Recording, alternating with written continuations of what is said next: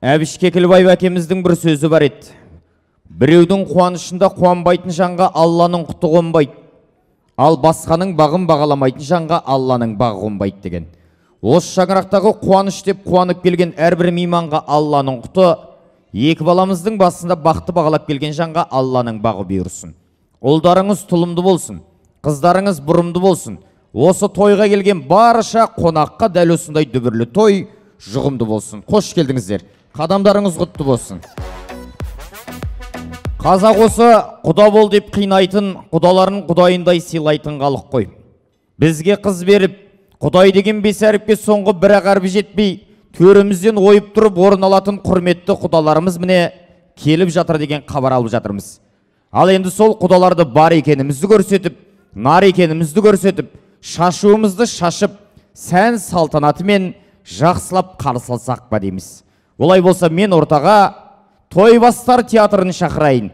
Құдаларымызды құрметпен, сән салтанатымен қарсы алсын. Ал сіздер қош келдіңіздер деп шапалақпен шашуды ұмытпаңыздар.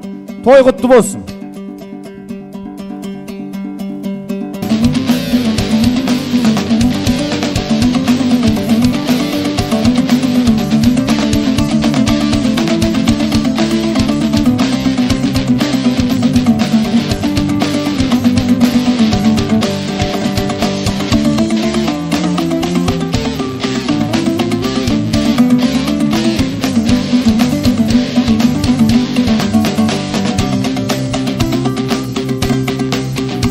Бармысыздар ағайын, бармысыздар ағайын, байқап тұрмын осында, жақсы жайсаң талайын, думандатып келген жұрт толтырып көңіл сарайын. Жеті қырлы даласы, сегіз қырлы баласы, ұлы дала ұраны болған, мәңгілік ел жүрәні болған. Түбі түркі, тұлпары жылқы, бөрікті ұл мен көрікті қыз тәрбиелеген. Арда қазақ, тойларыңыз құтты болсын! Ал енді ардақты ағайын, құдай қосқан 1000 жылдық жаңа құдаларымыз келе жатыр. Қазақтай құдаларын қарсы алған, қазақтай құдаларына құрмет көрсеткен ел бар ма шіркін мына өлемде? Олай болса сіздер шапалақ ұрып, қошеметтеп, қолдап отырсаңыздар, біздер ән шырқап, би билеп 1000 жылдық жаңа құдаларымызды қарсы алайық. Қошеметтеріңіз болсын. Қошеметтеріңіз болсын. Құдай келе жатыр. Төлеміңіздер құдалар. Төрге шығыңыздар.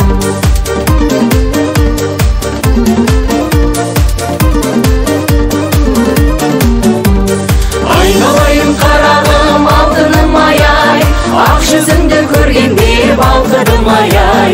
Көрмегелі көп айдың жүзі болдай-ай, есен аман жүрмісің жарқыным ай-ай. Күміс құман-ай, отта тұрған-ай, айналайын көзімнен ашып жұмған-ай. Бекзаттарым-ай, жекжаттарым-ай, құда болып ауылыңа кеп жатарым-ай. Ай болмаса аспанда адасады-ай, көтермесе көңілді кір басады-ай. Жақсылардың кеудесі алтын сандық-ай, кілт болмаса сандықты кім ашады-ай. Күміс құман-ай, отта тұрған-ай, айналайын көзіңнен ашып жұмған-ай. Бекзаттарым-ай, жекжаттарым-ай, құда болып ауылыңа кеп жатқаным-ай. Құда болып ауылыңа кеп жатқаным-ай.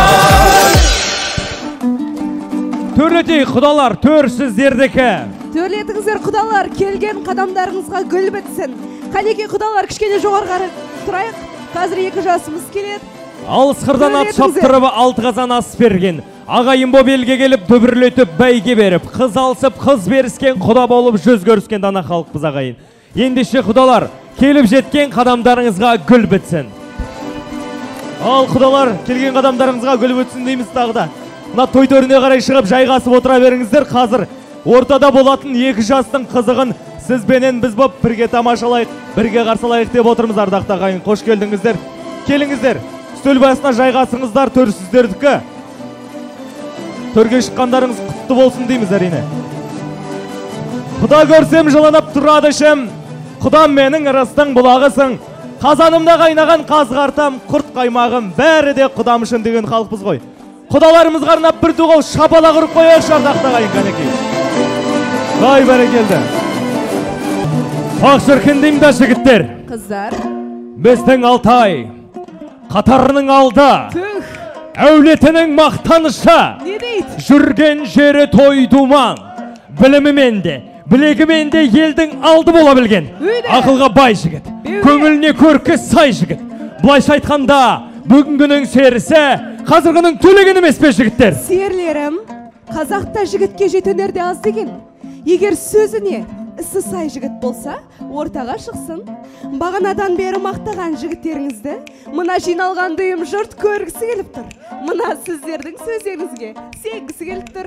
Олай болса, теңімді таптым, жұлдызымды жақтым деп тұрған асылдың сынығы, жігіттің төресі, күміс бәйтерегі, отауына қонақ келсе жалғыз қойын сойып беретін, қазғартасын қойып беретін, төре тұрып төрін беретін, қожа тұрып қолын беретін асыл ұлдарыңыз Алтайды қарсы алыңыздар. Ал қыздар, көрейкен.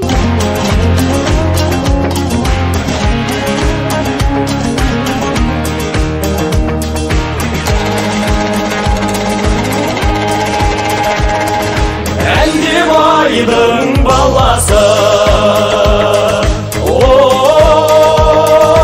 айым тұрым қызбен жолдас болған жоқ. Бұдан бұрын кермалайдай, кермараныдай, сағындым сәулем бір сен ойлай. Кермаймен келісіп, жүргенімде айырды ойым ойнама.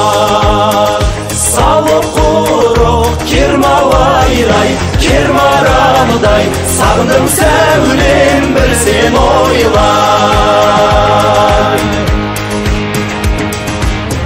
Ай бәрекелді, жүйріктен де жүйрік бар, қазанаты бір бөлек. Жігіттен де жігіт бар, азаматы бір бөлек. Ал қыздар, көрген боларсыздар, сөзімізге сенген боларсыздар. Көрдік жігіттер, сөздеріңізге де сендік. Ел мақтаған жігітті қыз жақтаған деген қазақта. Олай болса екі жасқа бақыт тілей отыра. Жігіттің таңдауы, маңдайының бар бағы, ақ келіндеріңізді ортаға алдырайық ағайын. Қошеметтеріңіз болсын.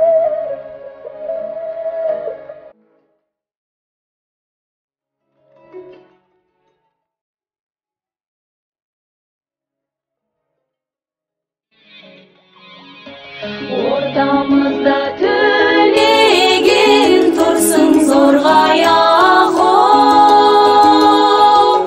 сүрінбейне бош орға, қазған орға әгүгәй үгәйі. Қыз жібекті ойласаң, ненге дедай ақо, орамалы жорға әгүгәй үгәйі.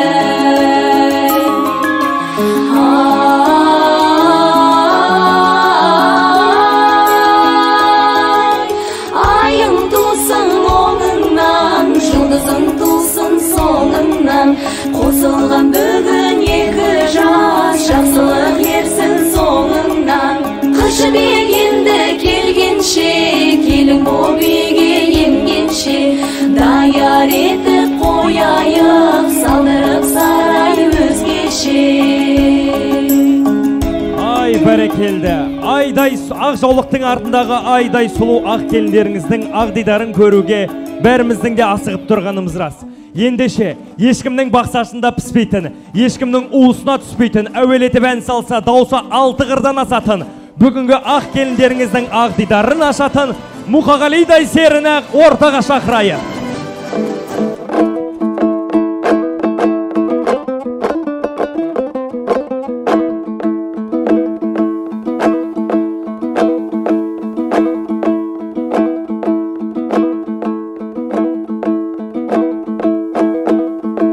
Я жаратқан Раббысау әлемдерден, таусылмас таңдайыма өлең берген,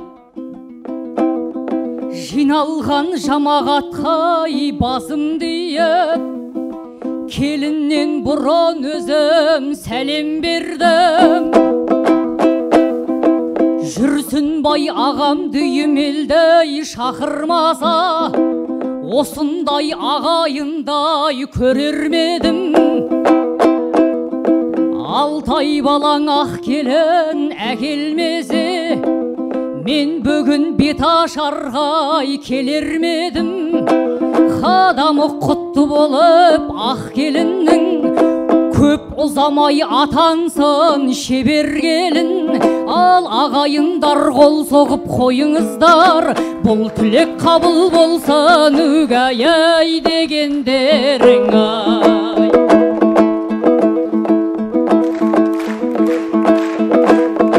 Ал бір елдің келін қылып қызын алдың, дәл бүгін думандатып қызын аргүн. Мұқағали дүбірлетіп бет ашқанда, аспанда бұлт төріліп сызылар күн. Намысыңның болсын шай қорғаушы сай, Алтай жанның таққанай жүзік алтын. Ал ағайындар келініңнің бетін ашам, өмір бақи болсын деп үгәй жүзі жарқындай.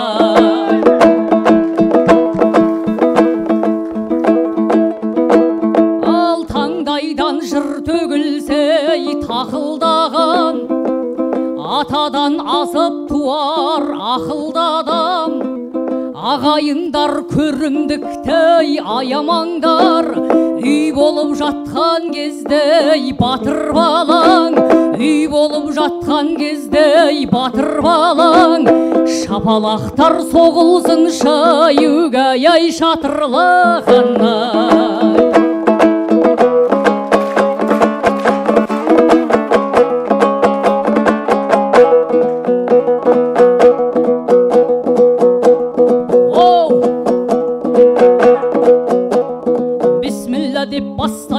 Бет ашардан қашпайын, ата баба дәстүрін, атада баба дәстүрін, жырменен демеп тастайын.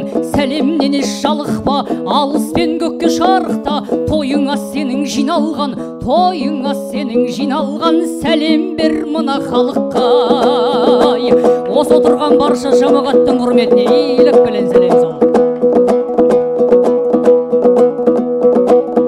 Қонақтар міне келді деп, қонақтар міне келді деп, табақта табақтайын ас. Қазақта ұлы сөз бар ғой, өлі риза болмаса тіреш қашан байымас. Сондықтан да ақ келін әр уақыттарға бір сәлем емес мың сәлем. Осы әулеттен өтіп кеткен барша марқұм аруақтарының рухының құрметіне иілік білен сәлем сол.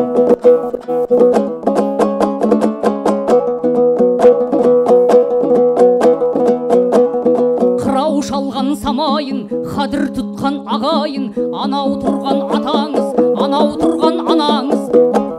Атаңыз бен әжеңе иіліп келін сәлем бер, иіліп қанай сәлем бер. Әулеттің ақсақалды аталар, ақ жаулықты аналарының құрметіне иілік білін қос-қостан сәлем жолдайды.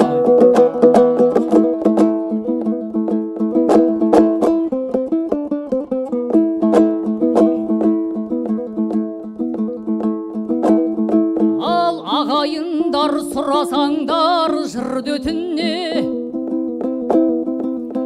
мен дағы кіресейін міндетіме. Ал ақ келін ерекшелеп сәлем бер жай, жүрсін байдай атаңнан үгәй құрметіне уғай. Светланадай енеңнен үгәй құрметіне уай. Ал жаныңда қаумалаған ел болсы екен, терезең мықтылармен тең болсы екен. Алла жазса жүрсін байдай ағамыздың, немерелерінің бәрі де ер болсы екен. Немереңнің бәрі де ер болсы екен, керегесі ұрпағыңнан үгәй кең болсы екен ай. Ата енеңіздің құрметіне иілік білін қайта сәлем жолдайды.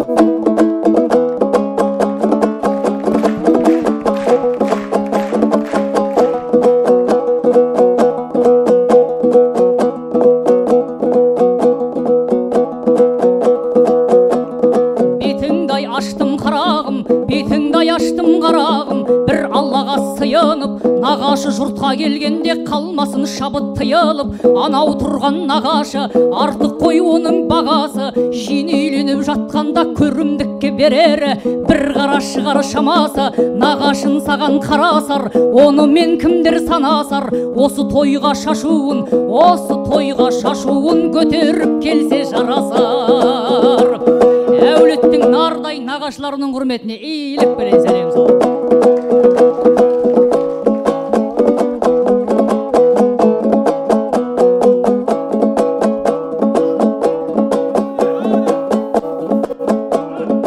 Осындағы жеңгемен ағасына бер сәлем, қайын аға абысын нағашыға бер сәлем.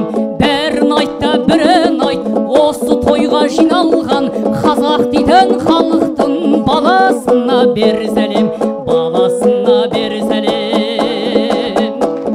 Эх, жаным гүл ойна, бүгінгідей күн қайда, өйстіп бет ашсам көңіліңе олай ма, қайқулаңдар мұндайда. Эх, жаным гүл ойна, бүгінгідей күн қайда, өйстіп бет ашсам көңіліңе олай ма, қайқулаңдар мұндайда. Осындағы барша қайнаға абысын апа жезелеріңіздің құрметіне иіліп белен сәлем салам.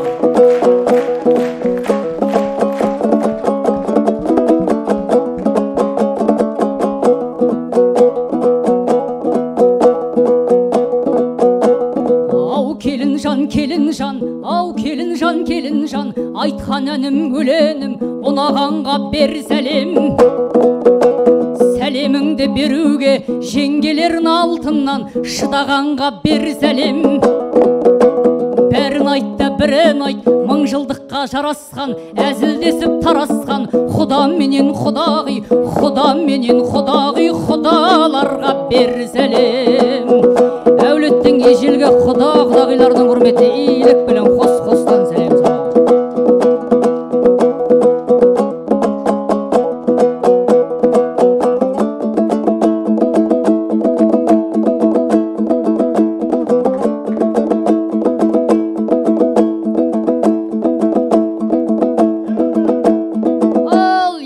Бұл батырдың тұра шықтау, ағайындар бет ашарды тыңдасып қал. Ал Қанекей 10 саусағым ойнақтада, 19 перне үстін бір басып қал. Ал үйленіп үй болыпты 6 ай балаң, оян қазақ деген сон мір жақыптар. Ал отау құрып от шаққаны дұрыс бопты, қыз қуып өткізгенше құр уақыттар. Ал бірақ семья болғасын сылдырлайды, анда-санда ыдыс аяқ шыны қасықтар. Ал сол кезде ашуыңа бой алдырмай, сабырмен сүйіктіңе тіл қатып қал. Бәу ағайын анда-санда қиқулаңдар, ауыз жыртар деген бар құр қасықтар. Ей қалай ғана алақан соқпайсыңдар, шаңырақ көтергенде айғау шын ғашықтар айбе. Ал мен тілеймін елімнің арқасына, бақ тілеп жүрген әркез бастарыңай. Ал дос қылып, туыс қылып, бүгін міне Құдайдың басты келіп қосқаныдай. Ақ келін ерекшелеп сәлем бершей, ата-енеңнің осындағы айғай достарын айбе. Ата-енеңіздің жора жолдастарының құрметіне иілік біле сәлем саламыз.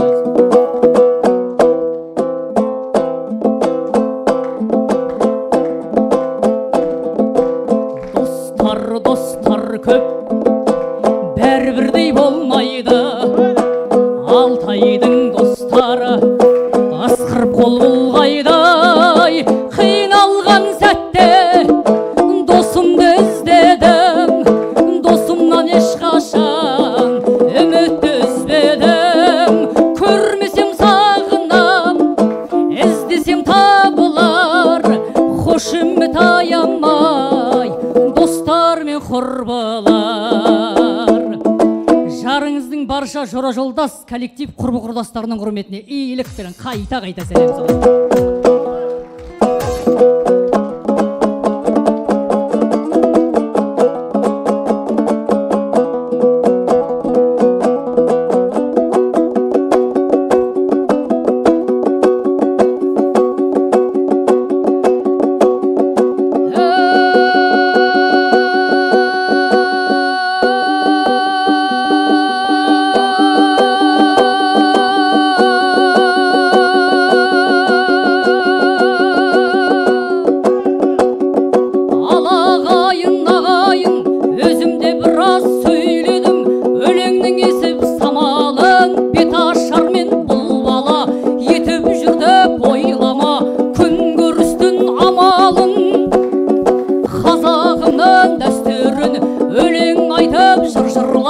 өлтірмей жүрген баламын, салып кеткен жолы ғой ата дәстүр бабаның.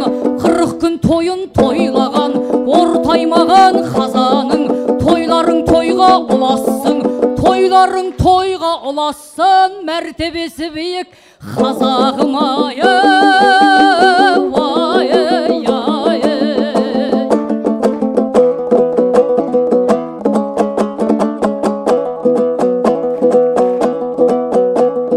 Кезек ай келді балаға, кезек ай келді балаға, баланың атын атама, баланың атын атасан кішкенем шырақ мырзағай.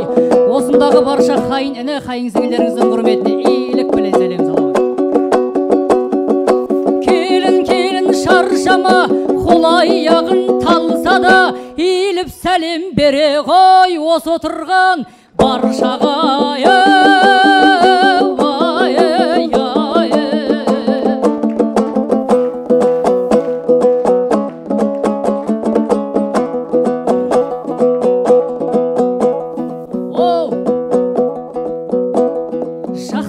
Келін белгісі, жақсыда келін белгісі, мен айтайын үлгісін, еш қабағын шытпайдау үйіңе келсе мың кісі.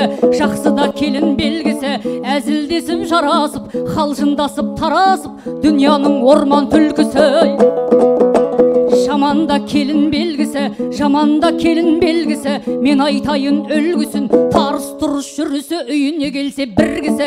Жаманда келін белгісі, түске дейін жатады, тұр деген адам бар болса ала көзіммен атады. Жаманда келін белгісі, тырнақтарын өсіріп көгертер көздің жан жағын. Жаманда келін белгісі, өз көйлегін тастай сап ерлердің киер шалбарын. Жаманда келін белгісі, қазақтың салтын тастай сап босқолттың қуар заңдарын.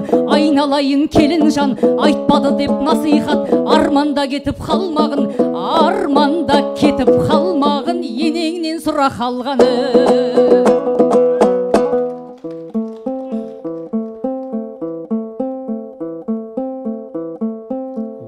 Осы тойға келген соң әншінің арнады, Алтайдайын ағамнан қуанышын жалғадым. Келіп түскен келіннен жоқ қой сірә арманы, миллион қыздың ішінен Алтай сені таңдады. Миллион, миллион, миллион қолғайда, хаттыра қалақан соқсаңдар болмаймай. Осынау бас қосқан екі жас тойынай, әнімді шырқасам көңілің толмаймай. Миллион, миллион, миллион қолғайдай, хаттыра қалақан соқсаңдар болмаймай. Осынау бас қосқан екі жас тойынай, әнімді шырқасам көңілің толмаймай. Ой, бәрекелді. Ал енді келінің бетін кім ашса солыстық демей ме қазақта? Ыстық болса, өзінің анасындай ақ ыстық болсын деген етпен Алтайдай сері жігітті дүниеге алып келген Света ханымды ортаға шақырып, келініміздің бетін ашқызайық ардақты ағайын. Шапалақ ұрып қошеметтеп қолдап отырсаңыздар, келіңіз. Келініңіздің бетін ашып маңдайынан сүйіп қойыңызға.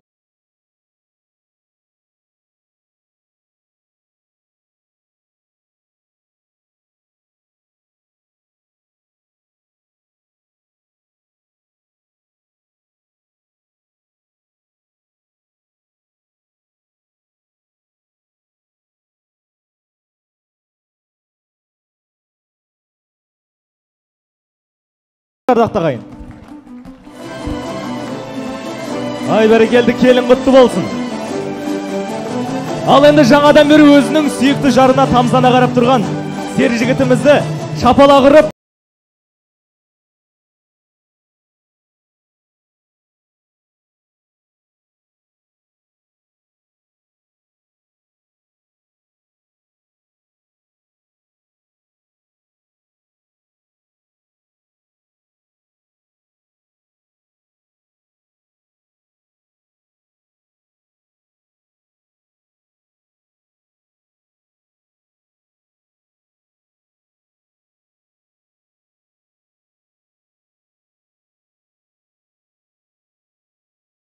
Екі елді жарастырып тәуір етіп екі ағайындыны қосып бауыр өтіп отырған қос ғашығымызға шапалақтарыңызды ұрып жіберіңіздер кәнекей. Кейінде құттықтай береміз. Ал енді екі жастың атар таңы арайлы болашағы жарқын болсын деген ниетпен ортамызға Алтай ағамызды шақырып, Тұрсынбай ағамызды шақырып бата сұрағым келіп отыр. Тұрсынбай аға ортаға келіңіз. Тұрсынбай аға келіңіз ортаға. Екі жасқа батаңызды беріңіз. Bismillahirrahmanirrahim. Alтай, айналайын, Алтайым, Венера келінім, бақытты болыңдар, өбірлі шүбірлі болыңдар, лашын келінім, айналайын. Қатарыңыздың алды болыңыздар, ата-аналарыңызға адал еңбек етіп, бақытты болыңдар. Әумин айтқаныңыз келсін. Әумин айтқаныңыз келсін аға. Ал енді қыздар жігіттер әсем әуеннің ырғағымен қос ғашығымызды той төріне өздерінің құтты орындарына шығарып салайық.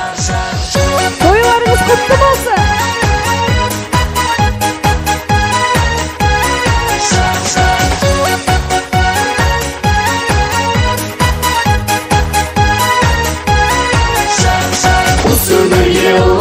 Топты жарып жар-жар, келеген екі жас топты жарып жар-жар. Осы өмірге лайық топты жарып жар-жар, келеген екі жас топты жарып жар-жар. Үлкенім мен ауылдың жасымында жар-жар, жас келінді көруге асымында жар-жар. Үлкенім мен ауылдың жасымында жар-жар, жас келінді көруге асымында жар-жар. Тоғыз жолдың торабын тоғыстыра білген, ағайынды бауырды қауыштыра білген, екі жастың жүрегін табыстыра білген, ардақ асақ тойларыңыз тағы да құтты болсын. Тойға ұлассын!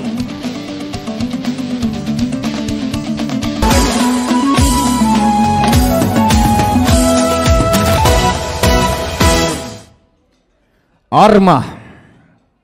Тойға келген ақтидарлы ардақты ағайындар.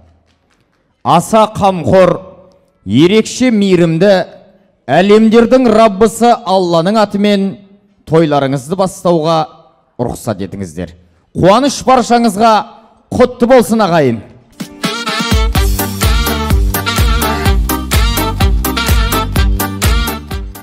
Алла деп азан айтам баралапқа, ұлт едік қой берік туған аманатқа. Өміріңе өң беретін қақтағалам көңіліңді көндіреді қанағатқа. Абайдың, шәкәрімнің ізі қалған қазақтың ұл-қыздары саламат па. Амандасып алайық баршаңызбен, жал біткендей болмасын жаманатқа. Ассалаумағалейкум, сәлем бердім, тойлап келген осынау жамағатқа.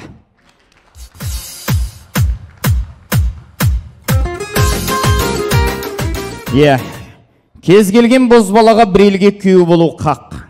Кез келген бой жеткенге бір елге келін болу қақ. Алланың қалауымен, тағдырдың жазуымен Алтайымыз ер жетіп, құдалардың лашыны бой жетіп, бүгін міне ата-ананың рұқсатымен қазақ еліне тағы бір жас отау қосылды деп. Ағайын шаттанып, бір-бірімізден сүйінші сұрап, бөркімізді аспан қатып, бүгін сол отаудың ұйымдасып уғын қадап берейік. Кеңесіп керегесін құрып берейік. Босағасын бірігіп бекітіп берейік деп, ақ тілекпен тілеулес болып, бар жақсымызды үстімізге киіп, бақанымызды түйіп, Алтаймен лашынның шаңырағына ақ тілек айтайық деп, сол тілекті жүректің түбіне жиып келіп отырмыз. Қадамдарыңыз құтты болсын. Бар тапқанын үстелдің үстіне үйіп, балаларым аман болсын деп жандарын шүберекке түйіп, тілегін айтсын деп алыс жақыннан игі жақсылардың алтын басын ақ дастарханға жиып жатқан тойлары Жүрсінбай әкемізге, Светлана анамызға қуаныштарыңыз құтты болсын деп бір қол соғып қояйықшы.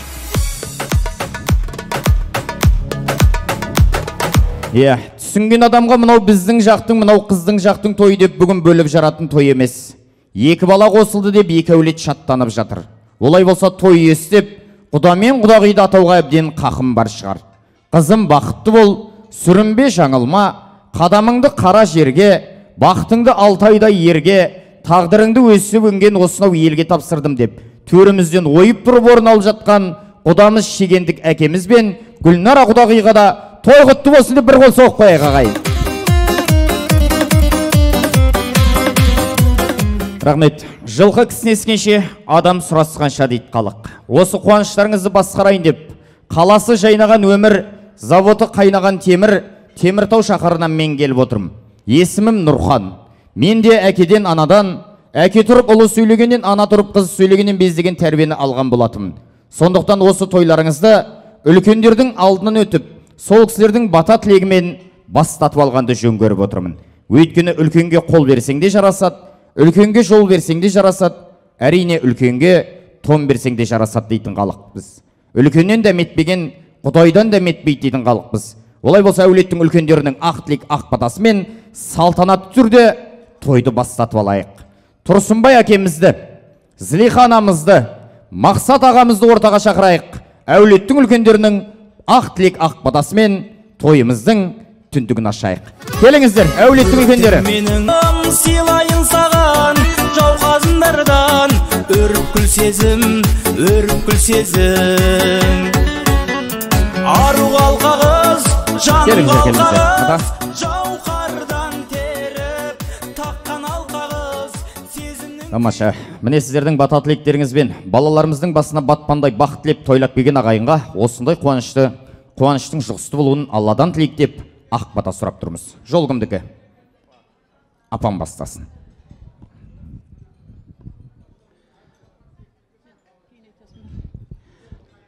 Жүрсін Света, мына бүгінгі қуанышты күндерің құтты болсын айналайын. Төрде отырған құдағи айналайын, сенің де қос қуанышың құтты бола берсін. Мына 2 жас бақытты болғай, 2 жас өзіменен өзі өсіп өнгей, бала шағалы болып, үй толы бала болып, құдайым соны тез хабар алып жүргейсің, құда. Әрдайым той құтты болып, құдайым тойға келген мына ағайын туған, құда жекжат, туыстар, барлықтарыңызға да құтты бола берсін деймін. Әрдайым той келсеңіз, тойға келгейсіңіз деп тілеймін. Мына жүрсін Свет, және айтайын, 2 жас бақытты болып, Алтайчек, Ленара, айналайын. Ойбай, лашын құсым менің. Кеше ақ босаған аттап бардың қарағым, құтты болсын аттаған босаған, өсіп өне бергейсің. Көп бөпелі болғайсың. Мына жаныңда тұрған 2 анау жігітпенен қызда осы сіздердің ізіңізден ере бергей, соларға жолыңызды бере бергейсіңіз. Құтты болсын бәріңізге той, құтты болсын.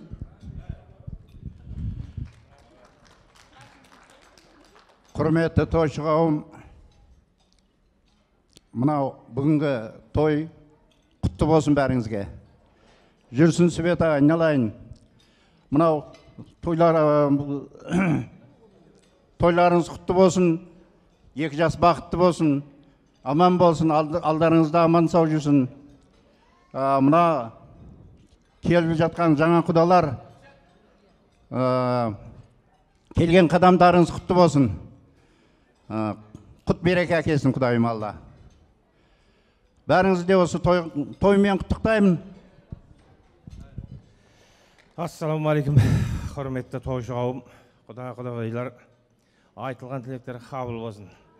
Балдарым бақытты болсын, өмір жастары ұзақ болсын, өбірлі-шүбірлі болсын, жүргенде жолдары болсын, қыдырасы жолдасы болсын, көздері жамандық көрмесін, жиған тергені қуанышқа бұйырсын, өбірлі-шүбірлі болсын, алтын бесігі көпірі мәңгілік болсын. Той қоласын. Әумин.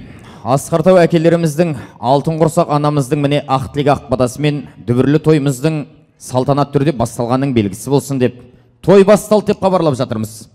Ал енді осы тойлап келген ағайынның айтар тілегі, орындарыңыз сіздердің де төр дейтін тұғырдан ешқашан төмен түспесін. Қуаныш құтты болсын, төрлетіңіздер, той қоласын.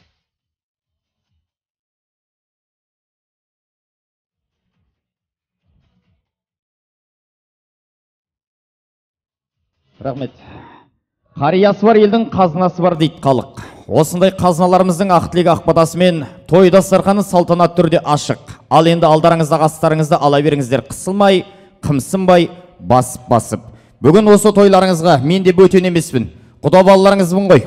Ал енді осы қуаныш жақсы өтсін деп, жаныма туған бауырымды ертіп келіп отырмын. Келіндеріңіздің бетін ашып жатқан Мұқағали, Қазақстан Республикасына еңбегі сіңген өнер қайраткері Жақсыкелді Кемаловтың шәкірті.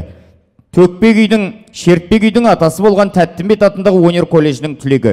Бүгін қолдан келгенше құлақтарыңыздың құрышын қандыратын осы тойларыңыздың әншісі. Олай болса тойларыңызға Мұқағали балаларыңыздың орындауында бір керемет ән шашу болсын. Қабыл алыңыздар.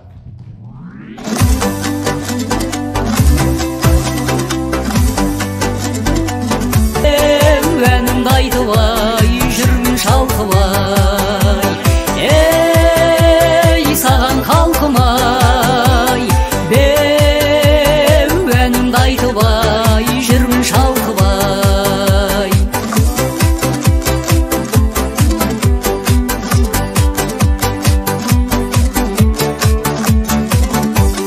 Өлеңді тіл бастайды, жақ қостайды, бәйгеден келте жүйрік ойқастайдай, берейін баста десең, бұл тойды мен бастамай кім бастайдай.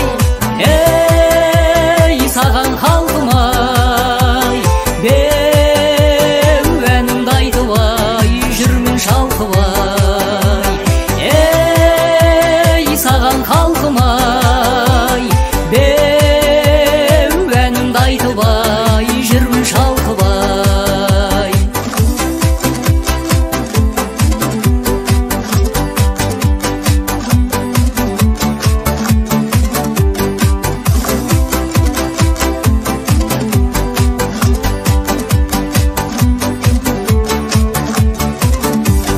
Сөйлей бер қызыл тілім мен барындай, қалайын мен де сөйлеп сен барындай. Барындау тіршіліктің ойнада көл, заманның мынау тұрған кең шағындай. Ей саған халқымай, әнімді айтылай, жүрмін шалқылай. Ей саған халқымай, әнімді айтылай, жүрмін шалқылай.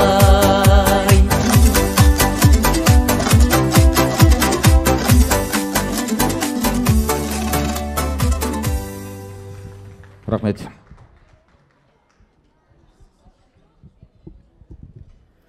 Халқымызда қазан асымен, адам досымен, әулет киесімен, ал ас иесімен тәтті деген сөз бар. Олай болса міне жолдың алыстығына қарамастан арқа басын кеңге салып, шаруаны жөнге салып, осы тойға тілеулес болып жиналып жатқан тілеулес тілеуқор ағайынға алғысын айтып, бүгін міне отау құрып жатқан қос құлына ақ тілек ақ батасын берсін. Қош келдіңіздер деген кіріспе сөзін той үйлері айтсын деп, мен енді ақ тілектің алаңына бөліп жармай, қос әкені, қос ананы бірге шақырсам ба деп тұрмын. Олай болса сіздердің құрмет қошеметтеріңізбен көл көсір дастарханның иесі Жүрсінбай әкемізді, Светлана анамызды ортаға шақыруға рұқсат етіңіздер. Той үйлері құтты болсын, келіңіздер.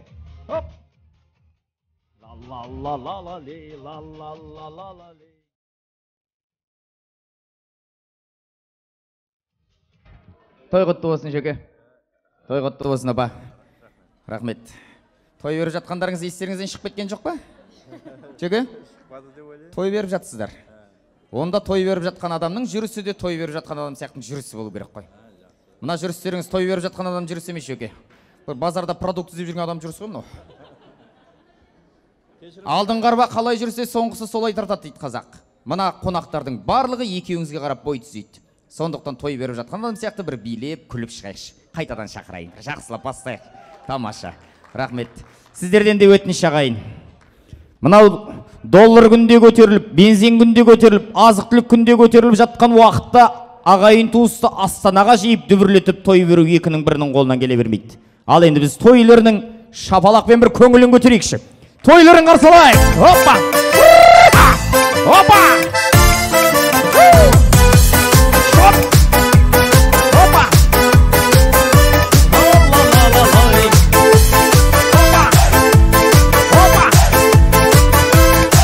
Тамаша, міне жөке осы дұрыс болды. Осылай жүрген той үйлеріне жарасады. Сондықтан тойдың соңына дейін көңілді жүріңіздер, билеп жүріңіздер, күле беріңіздер жөке. Күле беріңіздер. Жетісіп жүрген ешкім жоқ. Күле беріңіздер, той құтты болсын.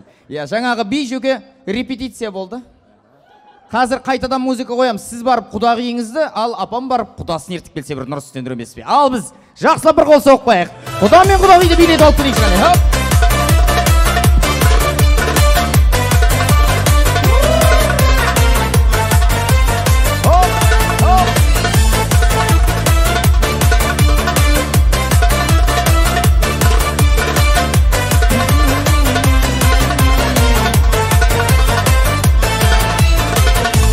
Биле қылықтым, билеп жанды шылыттың, биле қылықтым. Ой, тамаша, тамаша. Қош келдіңіздер, құрметті құдалар, қадамдарыңыз құтты болсын, төрге шыққандарыңыз құтты болсын. Екі баланың арқасында екі елдің арасына міне құдалықтың алтын көпірі салынды ғой. Сол алтын көпірдің іргесі ешқашан шайқалмайтындай мықты болсын, құдалығымыз 1000 жылдыққа жалғасқан құтты болсын, төрге шыққандарыңыз құтты болсын. Келіңіздер. Ал, келіңіздер, той иелері. Мына өздеріңіздің қош келдіңіздер деген қонақтарға айтатын кіріспе сөздеріңізбен мына дүбірлі тойды бастап алғымыз кеп тұр. Киіз кімдікі болса білек соныкі, ал жол кімдікі болса алғаш тілек соныкі ғой. Бүгін міне Құдай деген бес әріпке бір ағарбың жетпей, шегендік аға құда болып кепсіз. Өзіңізден бастайық. Құрметті қауым, тойшыл қауым, мына біз Алтай мен Лашынға, Лашынның арқасында осы үлкен тойда жиналып отырмыз. Екі балаға тек қана денсаулық тілеймін, бақытты болсын, ауырмасын, сырқамасын.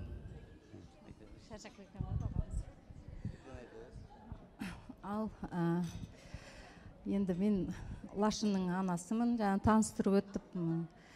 Енді мына осы екі баланың арқасында жаңа папасы айтпақшы, сіздерде құдалармен бүгін құда болып отырмыз. Осы Алтай мен Лашынға тілейтінім бақыт, ашық аспан, үлкен үлгілі отбасы болсын, шаңырақтары биік болсын, керегелері кең болсын, жылулы отбасыларына тек бақыт тілеймін. Көп сөз не айтайын? Çok söyledim Al, құлындарым менің, Алтай құлыным, Лашын балам, бүгін бір үлкен қадамға жол басып отырсыңдар, осы қадамдарың құтты болсын. Бақытты болыңдар балдарым. Ауырмаңдар, сырқамаңдар. Бізді өздерінің жетістіктерімен жетістіктеріңе сендердің біздер қуанышқа толмайық. Шешең екеуміз. Алдарымызда аман жүріңдер. Немерелі, шөберелі болыңдар. Балдарың көп болсын, немере, шөбере көп болсын. Біздер солардың қызығына тоймайық болам.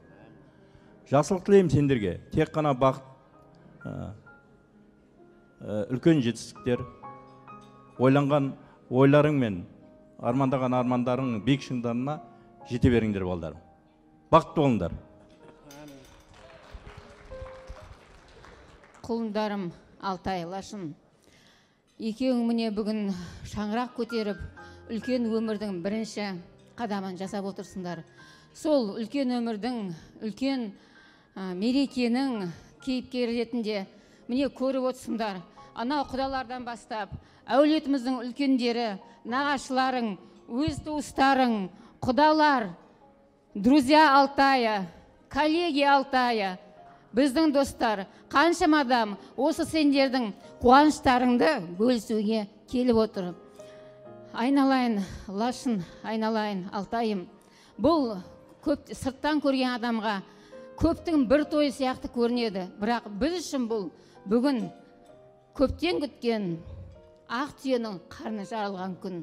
Сондықтан осы тойдың әрбір минутын, әрбір секундын сезіне біліңдер, түсіне біліңдер. Әрбір айтқан үлкендердің, құдалардың, нағашыларың болсын, жолдастарың болсын, әрбір тілегі періштерінің құлағына шалынып, аумин десін. Құлындарым, тілейтінім әрқашанда бақытты болыңдар. Алдарыңда жүрген, өздеріңнің бой түзеп жүрген аға жеңгелерің аман болсын. Солардан қалыспаңдар, солардан озып түсуге тырысыңдар. Екеуіңде жоғары білімді, ұлағатты, білікті азамат пен азаматшасыңдар. Тіккен, көтерген шаңырақтарың соған лайық болсын. Құрметті құдалар, аттаған бүгінгі келген қадамдарыңыз құтты болсын. Құда болып, төрден алған орындарыңыз құтты болсын.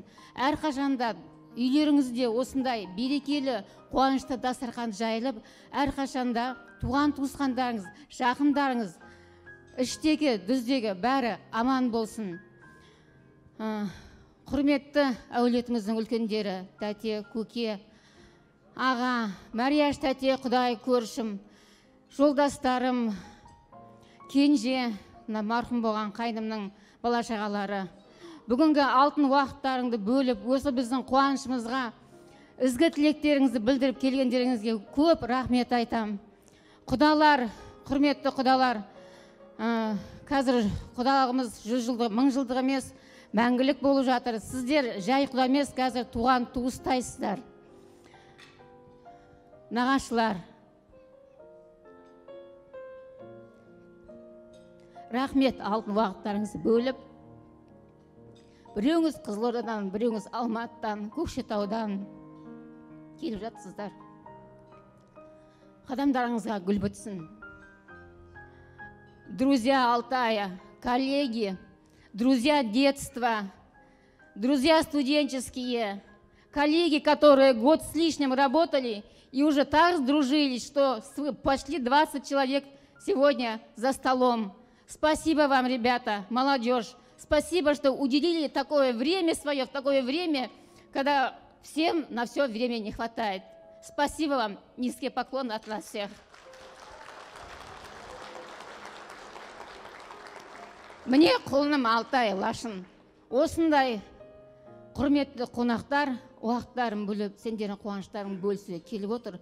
Әрқашанда өмірлеріңде адамның 12 мүшесі сияқты осы келген кісілердің әрқайсысының сендердің өмірлеріңде, күнделікті өмірлеріңде орындары бар. Егер осы әр кісі құда, әулеттер, нағашылар, құдалар, жолдасы біреуі кем болса, адамның 12 мүшесі кем сияқты көңілің тоқ болмайды. Әрқашанда өмірлеріңде осы 12 мүше, осы халық қуаныштарыңды бөлісе берсін. Бақытты болыңдар, құлындарым. Әумин. Ал енді мына тойдың соңына қалдырмайық деп төртеуіңізді бірге шақырып, аттан жығылсақ та салттан жығылмайтын қазақпыз ғой деп, бірі қыз ұзатып, бірі сол қызды келін қып түсіріп жатқан қос құда 1000 жыл ағайынғы боламыз деп, дүйім жұрттың алдында бір келісімге келсе екен деп шақырып тұрмын. Олай болса, қос құда бір қадам алға шығайық. Ағайын туыс куә, енді біз серттесейік. Бүгін 2019 жылдың 1 желтоқсаннан бастап 3019 жылдың 1 желтоқсанына дейін туыс боламыз деп, Жүрсінбай әкеміз бен Шегендік әкеміз контракт отырсын. Төстеріне өшпейтін құда 1000 жылдық деген мөрін басу үшін құшақтарын айқар ашып, біздің алдымызда төс қақсып құшақтассын. Құдалығы 1000 жылдық болсын. Қызалысқан құдалар, бауыр жеген ұн жағысқан құдалар. Ой, тамаша. Құтты болсын құдалықтарыңыз. Бұның біреу ассалаумағалейкум десе, екінші уағалейкум ассалам деп жүре береді ғой. Бұларға уайым жоқ. Мына екеуі апасына. Келіңіздер, келіңіздер. Бұл сөзіме ренжімеңіздер, менің емес, қазақтың сөзі бар ғой. Әйел тыныш болса, әлем тыныш болады дейді. Мына екеуіңіз тыныш болсаңыздар, мына екеуі тыныш. Мына екеуіңіз тыныш болсаңыздар, ана екеуі тыныш. Сондықтан сіздерге өйтпеңіздер, бүйтпеңіздер деп ақыл айтып тұратындай өмірлік тәжірибе емес. Қыз ұзатып ұл үйлендіріп көрген жоқпын. Бірақ 11 жылдан бері той басқарып жүрген соң мына елден естігенім бар. Осы тойлап келген ағайынның атынан екеуіңізге бір 3 тапсырма берсек пе деп тұрмыз. Алтай мен Лашынның отау құрған бірінші жылы екеуінің кемшілігін көре алмайтындай екеуіңіз соқыр болуларыңыз керек. Екінші жылы бір-біріңізге осы екі баланы жамандай алмайтындай мылқау болуларыңыз керек. Үшінші жылы осылар туралы жаман әңгіме айтылып жатса ести алмайтындай саңырау болсаңыздар, төртінші жылы Алтай мен Лашын өздері-ақ бақытты өкінеді. Алла солардың бақытына сіздерді де апалы сіңілдей тату етсін. Біз де бір бет сүйісіп құшақтасып қояйық. Құтты болсын. Сүйіп алам бетіңнен, күннің көзі түсіп самал тимеген. Міне, дәл осылай құданы құрдастай қып, құдай құдағиларды сырластай қылсын. Танымайтын екі ел екі баланың арқасында енді міне туыс болдықтай шықтық. Қазақтың сөзі бар ғой, жақсы мен жақсы құда болса арасында жорға жүреді. Жаман мен жаман құда болса бір-біріне зорға жүреді дейді. Ал енді осы екі елдің арасында Алтай мен Лашынның қуанышты хабарынан сүйінші жүрсін. Сол қуанышты хабарды естігенде қол ұстасып баратын төртеуіңіздің сәттеріңіз көп болсын. Ал енді осы үйленіп жатқан екі баламызды Алла адамның бойынан табылатын екі жаман мүше бар ғой. Біреуі тіл, екіншісі көз. Тілдінің тілінен сақтасын, көздің көзінен сақтасын. Енді туыс болып жатырмыз, осы татулығымызды Алла аспаннан болатын алапаттан сақтасын, жерден болатын бәлекеттен сақтасын. Ал енді сол қуаныштың басын бүгін бастайық, қос құда орнаусайық. Жеке, бір қолыңызбен құдағидың қолынан ұстаңыз. Бір қолыңызбен құданың қолынан ұстаңыз. Құдасы құдағидың қолынан ұстасын. Міне, болашақта Алтай мен Лашынның сүйінші хабарын естігенде қол ұстасып барасын, осындай сәтіміз көп болсын. Ал енді қолымызды жібермей, қос құлынымыздың қуанышымен құттықтап маңдайынан иіскеп, орта қалып суретке түсіп алыңыздар. Құтты болсын.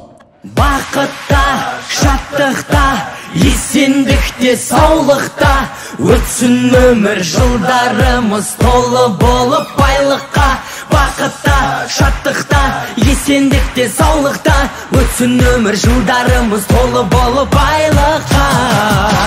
Бақытта, шаттықта, есендікте, саулықта өтсін өмір жылдарымыз толы болып байлыққа. Бақытта, шаттықта, есендікте, саулықта өтсін өмір жылдарымыз толы болып байлыққа. Бұл ғаламда сені таңдадым. Келіңіздер, құда-құдағи атана алтын бастарыңызды ақтастарыңға жайғастырыңыздар. Әрі қарап тойымызды баршамыз бір адамның баласындай жұмылған жұдырықтай мерекелі берекелі өтуіне ат салсып жалғай отырайық. Боз жорғаның беліне безендірілген ер салып, тұяғын алтынмен тағалап, мына тойхананың алдына кеп байламасақ та той үйлеріне аттан кемемес, ақ тілек арқалап келген бүгін Құдайға шүкір ағайын аз емес. Ал енді сол ағайынның жақсылап көңілін көтерейік деп алдырып отырған, шақыртып отырған, арнайы ат жіберіп осы қуаныш қалдырып отырған әншілеріміз бүгін аз емес. Соның бірі, бірегейі, жезтаңдай әнші, күміс көмей бұлбұл, салған әні алты қырдың астынан естілетін даусыз дарын Гүлнұр Әбішева қыздарыңыздан тойларыңызға ән шашу болсын. Қабыл алыңыз. Қайырлы кеш жиналатын, үнді қуаныштарыңыз болсын, той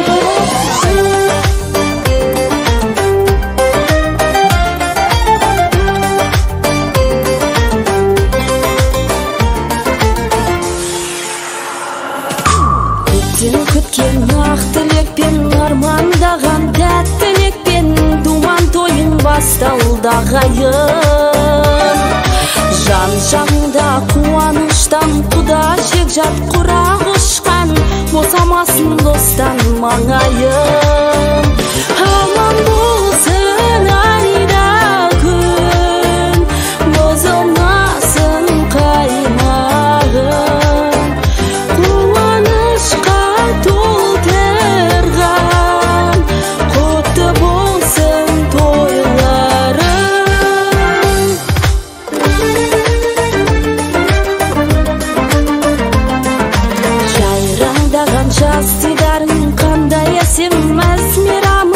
Шарықтасын тәтті күндерің, баламыздан баламызға жалғасып той арамызда, шарықтасын шатты күндерің. Аман болсын айда күн, бозылмасын қаймағын, қуанышқа толтырған, құтты болсын тойлар.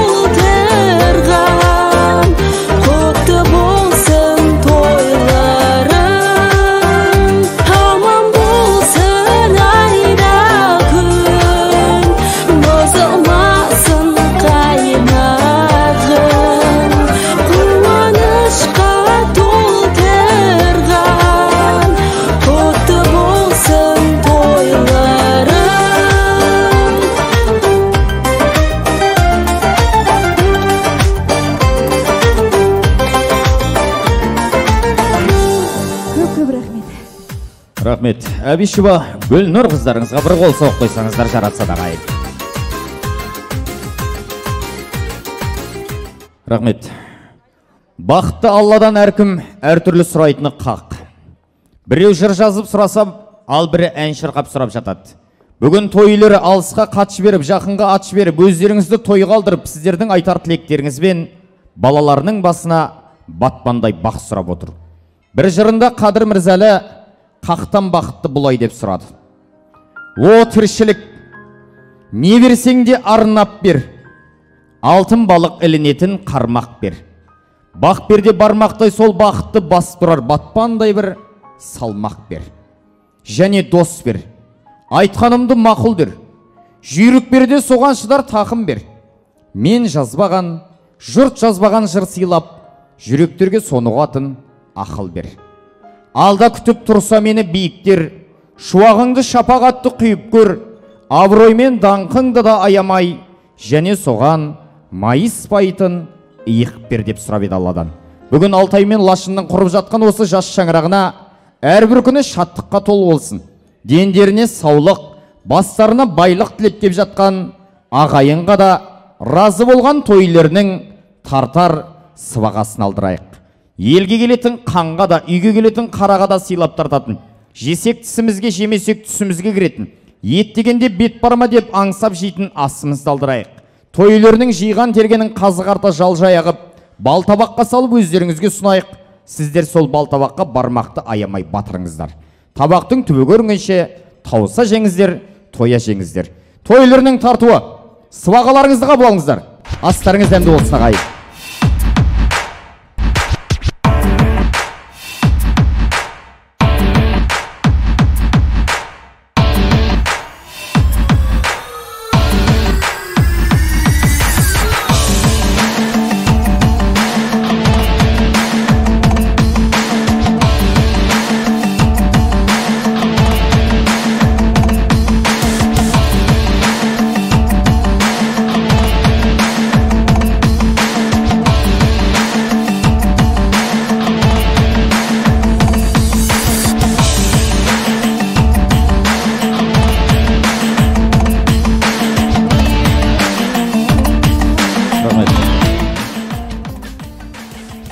Басты жейтін басшымыз бар, жан бас жейтін жақсымыз бар деп, рет-ретімен алдарыңызға міне сый табағы да келіп жатыр.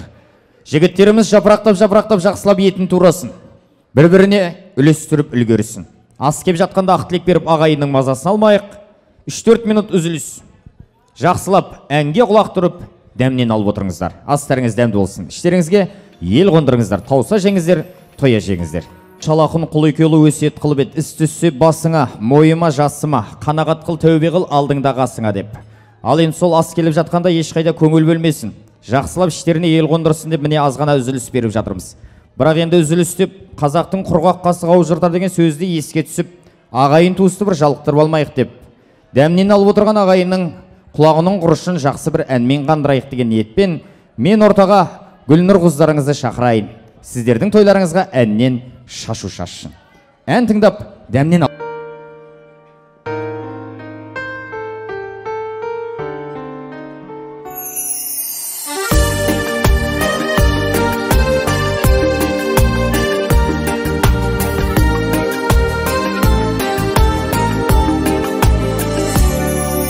Сағындым ғой дедің-ау, жаным маған. Бұлт көрдің бе таулардан мамырлаған. Сол менің ақ жанымның ақ жалыны. Аулақта ауылымнан дамылдаған. Мен де бойла самал боп есіп өткен. Мен де бойла нөсерді есі кеткен. Мен де бойла өзіңді әр күн сайын. Мен де бойла өзіңді, мен де бойла.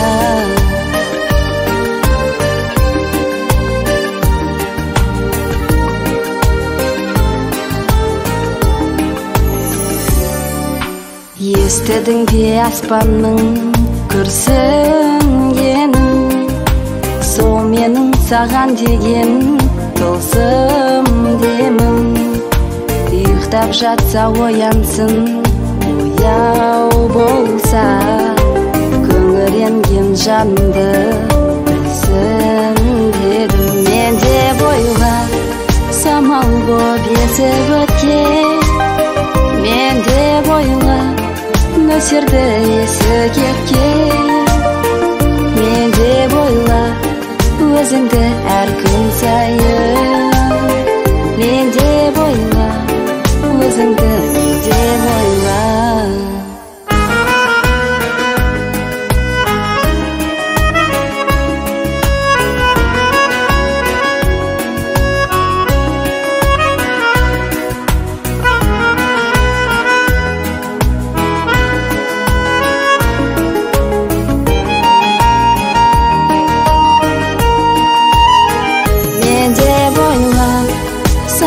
Боп есіп өткен, мен де бойға нөсерді есі кепкен. Мен де бойға өзіңді әр күн сайын, мен де бойға өзіңді, мен де бойға. Мен де бойға самал боп есіп өткен, мен де бойға нөсерді есі кепкен. Мен де бойға өзіңді әр күн сайын, мен де бойға өзіңді, мен де бойға.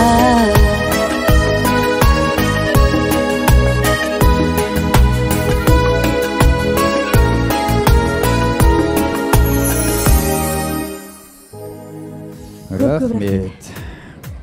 Мынандай бір керемет жер жазыпты. Жанарынан нұр шуақ шашыраған, жақсылыққа жаны шын ғашық адам, ақ сүт беріп аялап асыраған асыл адам өзіңсің, асланам. Болмасын деп балаңды жасық адам, өсіргенсің бауырыңа басып анам. Игіліктің барлығын сыйлағансың, иіледі алдыңда басым әмән. Өзенінде өмірдің асығағам, аяғыма білмей от басып алам. Мұңайғанда мұң шығатын сен болмасаң мойнына мен кімнің асыл алам. Жасымаған, орынсыз тасымаған, өте алмайды өзіңнен асып адам. Өмірдегі ерекше асыл адам, асланам жасай бер ғасыраман деген екен. Ал енді бұл жыр жолдарын аналардың құрметіне осы қуанышпен құттықтап жолдап жатырмыз. Ал енді әкелердің құрметіне бір тамаша әнімізді шырқайық. Балаң жақсы болса мақтанып марқаясың, жаман болса уақытына жетпей қартаясың дейді халық. Бүгін отау құрып жатқан балаларыңыз жақсылығымен тек мақтантып марқайтатын ұрпақ болсын. Сол әкелерге, аналарға қарап бой түзесін деп, әкелерімізді бір әнмен мақтайық. Менің әкем жақсы адам деген тамаша ән шашу Мұқағалидың орындауында болсын. Алладан кейінгі шеберім, жан әке жан жүрегім, самғасам күш қуат демеуін, сүрінсем тірегім. Қалдырмас аязға ызғарға, алыбым асқар тауым. Жан әке қасымда сіз барда, арайлы әр таңым. Әр қашанда биік көретін мен басқадан. Менің әкем, ең жақсы адам. Менің әкем, ең жақсы адам. Қасиет киеңнің шынына арнадым алғыс тағзым. Еш мектеп жете алмас қонына ең мықты ұстазым. Аңсайды ұлына әр әке, елде жоқ бақ қонғаным. Жетеді мен үшін жан әке, сіздей ақ болғаным. әрқашанда биік көретін мен басқадан. Менің әкем ең жақсы адам. Менің әкем ең жақсы адам.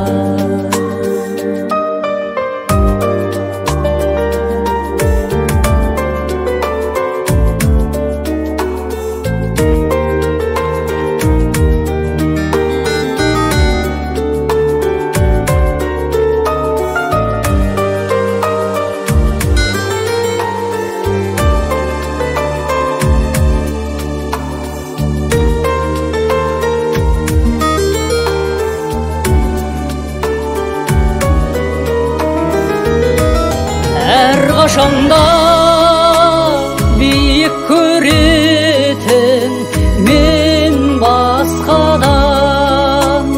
Менің әкем ең жақсы адам. Менің әкем ең жақсы адам.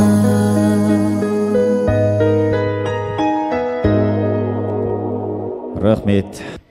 Саусағымыз бөлек болғанмен білегіміз бір, тілегіміз бөлек болса да жүрегіміз бір деп, сол жұмыр жүректен жақсы тілекті арнайын деп келіп отырған енді ағайынның айтар ақ тілегіне де кезек берейік.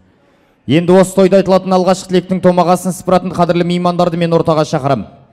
Сол кісілердің тілегі басталмай тұрып, той иелерінің атынан сіздерге өтініш. Қазақтың сөзі бар ғой. Көргенсіздің баласын төрге шығарсаң көкке қарайды. Ал көргендінің баласын төрге шығарсаң көкке қарайды дейді қазақ.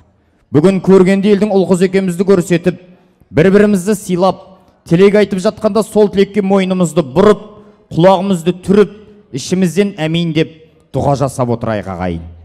Ал енді ешкімнің атын атап түрін түстемейміз. Той иелерімен келісіп пішкен тоң келте болмас деп ақылдасып, бұл жерде бөтен ешкім жоқ. Қай жағынан келіп отырған барша мейман жақсы білет.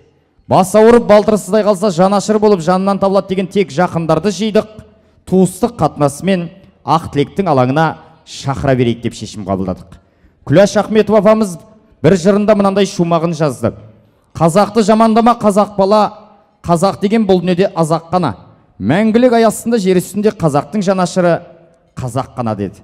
Олай болса Алтай мен Лашынның бүгін жақсы тойына тілеулес болып келген жанашырларын, алғашқылары мен бұлай деп шақырайын.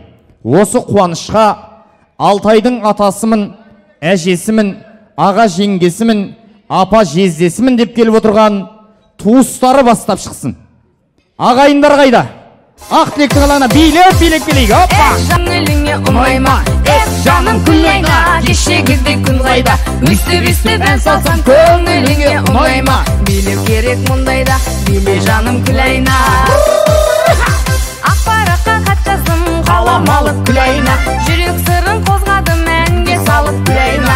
Ақпараққа хат жаздым, қалам алып күлайна, жүрек сырын қозғадым, әнге салып күлайна. Жаным күлайна, кешегідей күн қайда. Үсті бән салсам көңіліңе ұнайма. Жаным күлайна, кешегідей күн қайда. Үсті бән салсам көңіліңе ұнайма. Билеу керек мұндайда, биле жаным күлайна.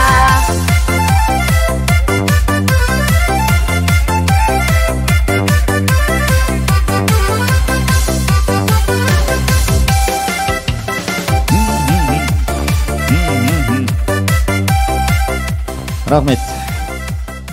Ал енді жігіттің үш жұрты бар дейміз ғой.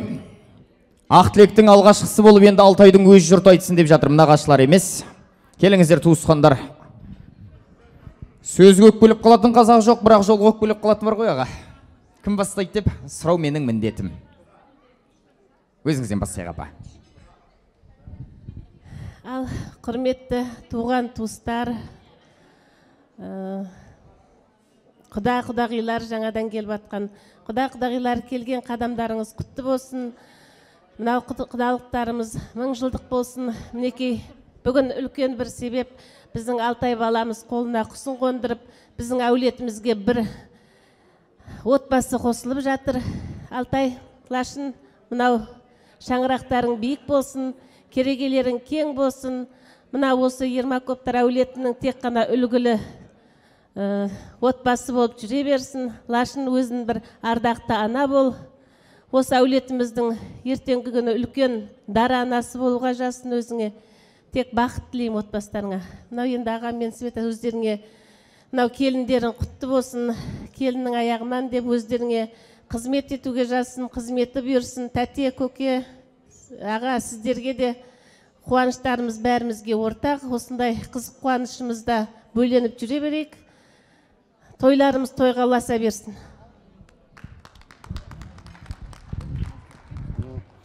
Ассалаумағалейкум, тойшыл қауым.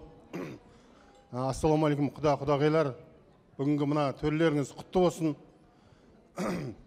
Аға, жеңге, бүгінгі тойларыңыз құтты болсын. Жастарымыз бақытты болсын.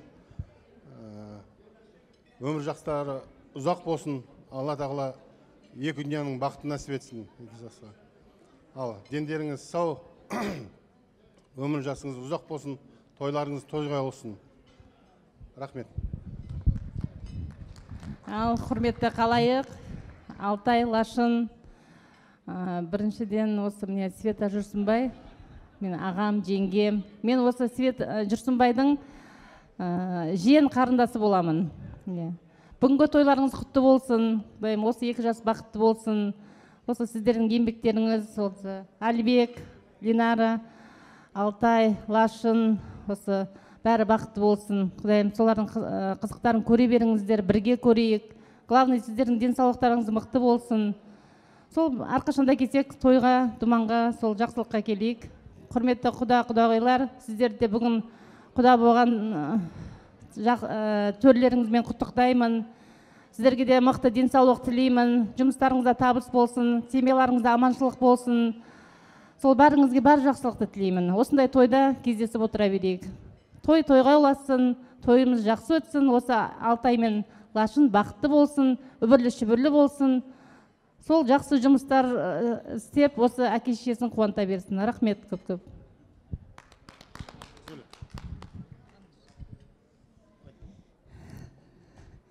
Тәте, жеңше, бүгін біздің әулетімізде бір үлкен қуаныш болып жатыр. Осы екі жас себепті қуанышымыз құтты болсын, екі жас бақытты болсын. Осы Алтай мен Әлбекке сіздердің берген тәрбиелеріңіздің арқасы деп ойлаймын. Сондықтан да Құда қаласа осы екі жас сіздерді қуантып жүре берсін. Алтайчик, той құтты болсын. Айдын көлде бірге жүзген қос аққудың махаббатын, бар әлемге нұрын шашқан алтын күннің шапағатын тілеймін. Бақытты болыңыздар. Бүгінгі көтеріп жатқан шаңырақтарыңыз биік, босағаларыңыз берік болсын. Бақытты болыңыздар. Баршаға той құтты болсын. Бүгінгі жаңадан келген құда жігжаттар қадамдарыңызға гүл бітсін. Той баршаға құтты болсын.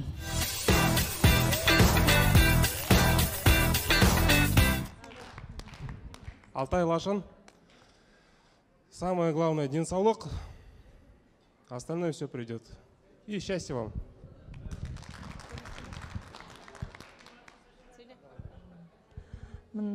Тәте, жеңше, бүгінгі тойларыңыз құтты болсын. Өзім қобалжып тұрмын. Алтай баяғыда мен студент кезімде кішкентай бала еді, сол әлі көз алдымда. Алтайтай деп айтам бұны. Бүгінгі міне Лашын екеуің бақытты болыңдар, үлгілі семья болыңдар. Әрдайым тек қана жақсы жаңалықтарды естіп отырайық, қуантып отырыңдар. Міне бүгін ағам мен жеңгемнің осы жақсы өмір сүру үшін сендер себепші боласыңдар енді. Міне Әлбек бар, Әлбек пен Линара. Осы сендердің арқаларыңда бақытты өмір сүріп, екеуі бір шалқып өмір сүру жазсын. Денсаулық тілеймін екеуіңе. Құдағылар, бүгінгі төрге шыққандарыңыз құтты болсын. Екі жастың бақытты өмір сүруіне осы екі жақ себепші дейді.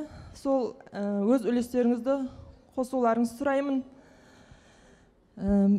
не деймін басқа, барлық қонақтарға бүгінгі той жұғысты болсын деймін. Тек қана осындай жақсы тойда жолға берейік. Тамаша. Қалғамыз қосыламыз ба? Керемет. Қосыламыз ғой? Тамаша. Міне, бір хадисте пайғамбарымыз Мұхаммед Мұстафа саллаллаху алейхи уассалам, Алла айқайлап сұрасаң да береді, Алла жүрекпен сұрасаң да береді деген. Қалған қонақтарым жүрекпен қосылайық деді. Олай болса сол жүрек түбінде жатқан жақсы тілекті де Алтай мен Лашынның басына Алла батпандай бақыт берсін. Алыс жақынан атарылтып, ағайынымыздың шаңырағында дүбірлі той ғой деп Астанаға той тойлап кеп жатсыздар. Қадамдарыңыз құтты болсын. Қош келдіңіздер. Не алып келдіңіздер? Жоқ, оны айтпаймын енді. Енді мынау өзімізден бастайық та, тойға бір ән ба, би ма, не бар, соны сұрап жатырмын. Билейміз бе? Онда бұлай істейік. Тойларын ортаға бір естелікке суретке түсіп алайық. Содан соң Сәндібек және Амантай бауырларымыз сіздердің құрметтеріңізге ән шырқасын. Ал енді туыстар сіздер дастарханда отырған барша меймандарды ортаға биге алып шығыңыздар. Сәндібек пен Амантай.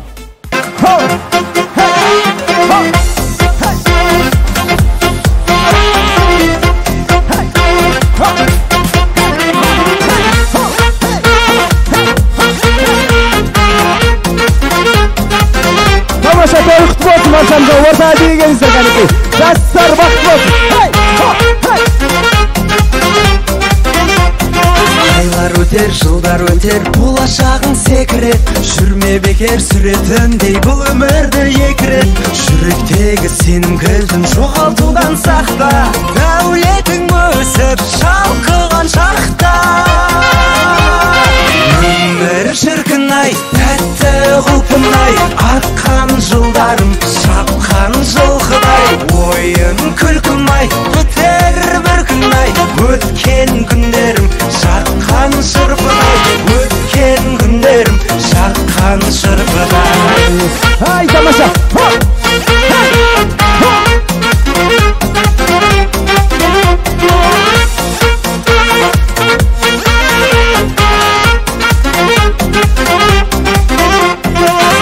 Жалған бағаласаң, бриллиантпен бағалы.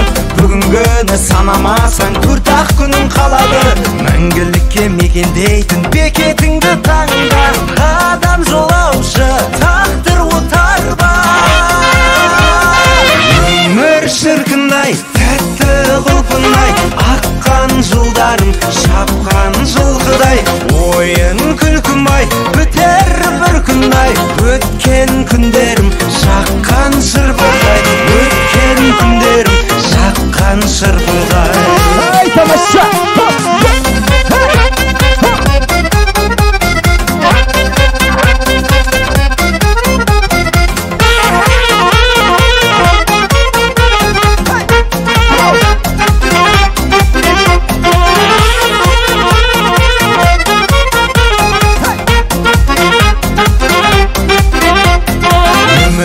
Шіркін-ай, тәтті құлпын-ай, аққан жылдарым шапқан жылқыдай.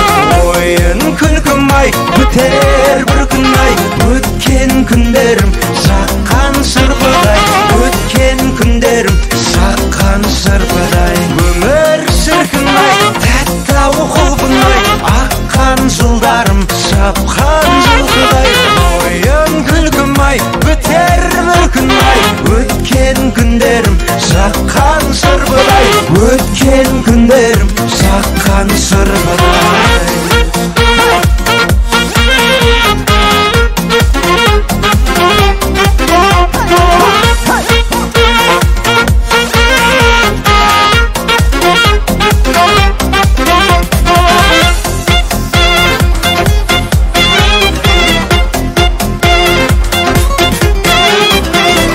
Тамаша жұп болсын екі жастың құрметіне. Той құтты болсын әнеке. Кет.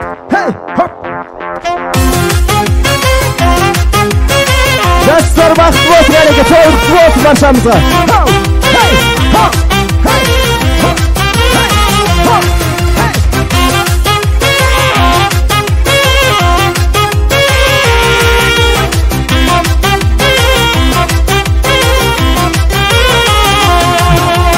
Қиялдауыңда, ұялғаныңда, ешкім сала алмас қылып қой.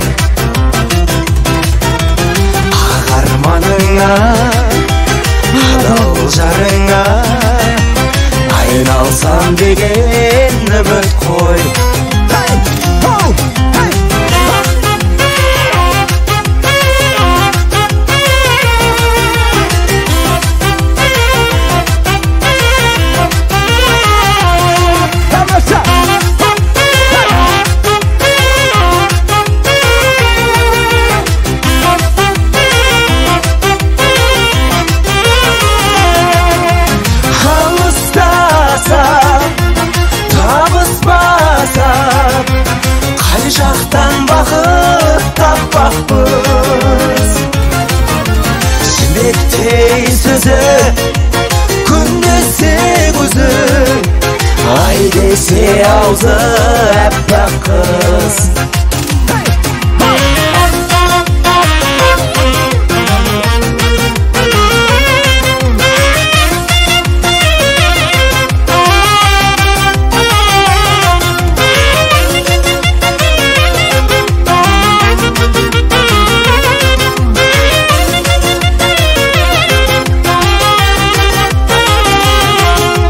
Керегім бір сен, себебін білсең, сен үшін алған сырғаның. Уақыт қалайық, бақыт табайық, қолымнан ұста жүр жаным. Алыстасам, табыспасам, қай жақтан бақыт таппақпыз. Жібектей сөзі, күн десе көзі, ай десе аузы әппақ қыз. Жібектей сөзі, күн десе көзі, ай десе аузы әппақ қыз.